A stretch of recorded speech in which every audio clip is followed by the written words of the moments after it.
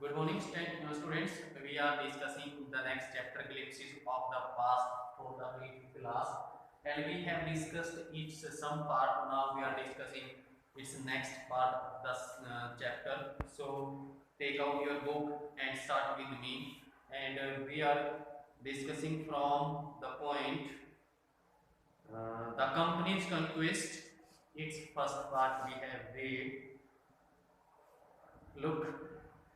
You also look. देखो यहाँ तक द कंपनीज कंक्वेस्ट हमने पढ़ा था कि कंपनी की विजय ईस्ट इंडिया कंपनी ने जो विजय हासिल की थी 1757 से 1849 तक। उसके बाद स्वतंत्रता संग्राम स्टार्ट हो गया था। तो इसमें ब्रिटिश कंपनी के जो सुपीरियर वेपन्स थे वो 18वीं शताब्दी में उन्होंने उनका प्रचार प्रसार करना शुरू कर दिया था, एक्सटेंडिंग करना स्टार्ट कर दी थी। ईस्ट इंडिया कंपनी ने 1757 में अपनी बुद्धिमत्ता, अपनी स्ट्रेंथ, रूल्स एंड रेगुलेशंस के थ्रू, अपनी थॉटफुलनेस के थ्रू क्या करना स्टार्ट कर दिया था, भारतीय राजनीति में अपने पांव पसारना स्टार्ट कर दिए थे। और इन्होंने इनका जो मोटिव था क्या था कि भारतीय राजकुमारों को, भारतीय राजाओं को दबाना और वन बाय वन उनको मार देना, उसके बाद उन पर शासन करना।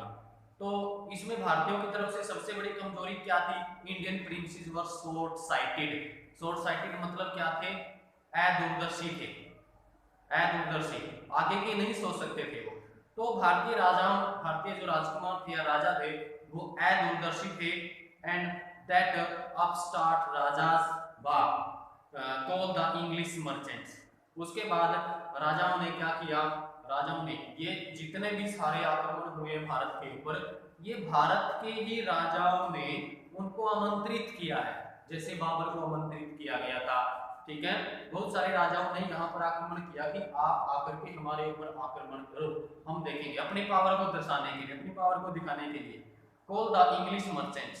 तो उन्होंने क्या किया कि उन्होंने इंग्लिश मर्चेंट्स को बुलाया। They will help me to defeat him, कि वो हमें उनको हराने में हमारी सहायता करेंगे। The people had no peace due to such constant fights. और ये जो लगातार, कांस्टेंट का मतलब लगातार जो ये संघर्ष चलता रहा, इसकी वजह से लोगों में बिल्कुल भी पीस नहीं रही, शांति बिल्कुल नहीं रही थी। The rivalries help the east India company and it could easily subdue Indian princess one by one. Subdue का मतलब होता है दबा देना, प्रेस कर देना। तो जो राइवलरीज हुई, दुश्मनी जो प्रतिद्वंदिता जो फैली, उसकी वजह से ईस्ट इंडिया कंपनी को हेल्प मिली। मतलब ये प्रतिद्वंदिता ने ईस्ट इंडिया कंपनी को हेल्प की, जिससे वो आसानी से एक एक करके भारतीय राजकुमारों को, राजाओं को दबाते गए। After seeing rules like the brave Tipu of Mysore for the British till he died fighting. लेकिन सबसे अच्छी बात यह थी कि भारतीय राजाओं में बहुत सारे ऐसे राजा थे जिन्होंने अंग्रेजों की अधीनता को बिल्कुल भी स्वीकार नहीं किया।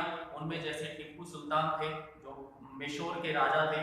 तो फारसी उनमें दूरदर्शिता थी, वो दूर तक ही देख सकते थे। मतलब कहने का ये दूर तक कि वो सोच सकते थे कि अंग्रेज हमारे यहाँ सिर्फ और सिर्फ शासन करने के लिए आए हैं। तो इसीलिए उन्होंने कभी भी हार नहीं मानी और वो लड़ते लड़ते मर गए। Thank God there is peace in the country now. तो अब भगवान का शुक्रिया है कि इस देश में शांति है। And no more wars and no looting by thugs. और अब ठगों के द्वारा कोई भी लूट नहीं होती है, ना कोई युद्ध होता है। How did Indians react to this conquest.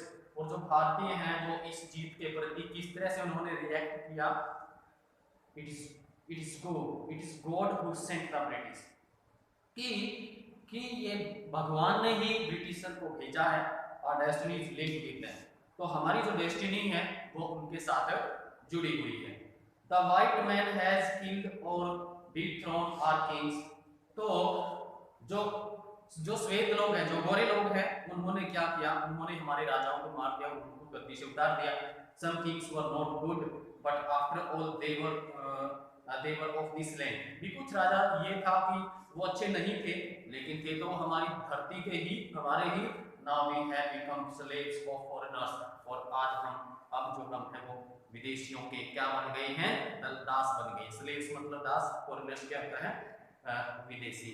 तो हम इसके क्वेश्चन आंसर डिस्कस करेंगे। तो आज का जो क्वेश्चन रहेगा comprehension check you can see in your book.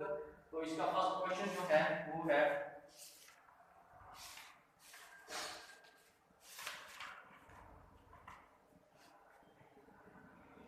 look at the picture one and recall the opening lines of the original song in Hindi.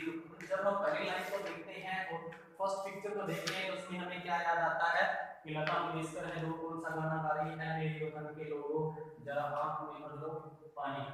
The singer is Lata Mangeshkar and who is the singer and who else do you see in the picture. और आप picture में और किस किस को देख सकते हो. पिक्चर में हमें पंडित जवाहरलाल नेहरू दिखाई दे रहे हैं, उनके राइट साइड में है लाल बहादुर शास्त्री, इंदिरा गांधी जो पिक्चर में आपको दिखाई दे रही है.